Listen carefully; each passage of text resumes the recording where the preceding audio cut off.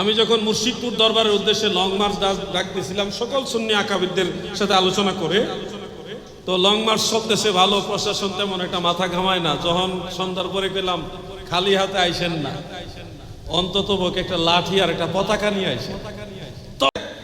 আইসেন না, তখন কিন্তু একেবারে সব বাহিনী আমার ফোন দেওয়া শুরু করছে।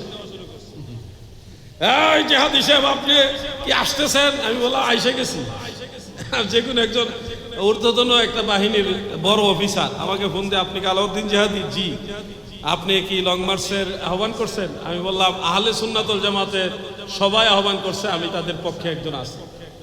আপনি কি আসতেছেন? মুর্শিদপুর শেরপুরে আসতেছেন? আমি তখন বললাম আমি আসতেছি না, আমি চলে আসছি। চলে আসছেন মানে আপনি যে বললেন লাঠি নিয়ে আসতে, খালি হাতে আসবে না, লাঠি নিয়ে আসবেন, এটা কেন বললেন? আমি বললাম আপনি কি চান আমরা মাইর খাই নাকি?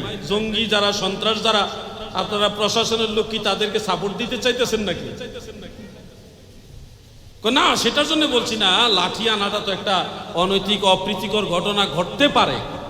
আমি তখন বললাম ঘটতে পারে মানে যা ঘটার তো ঘটেই গেছে। আমার দরবার, সুন্নি জামাতের দরবার ভেঙ্গে চুরে লুটপাট করে সব শেষ করে দিয়েছে। আপনি এখন বলতেছেন ঘটতে পারে, আমার তো সব শেষ।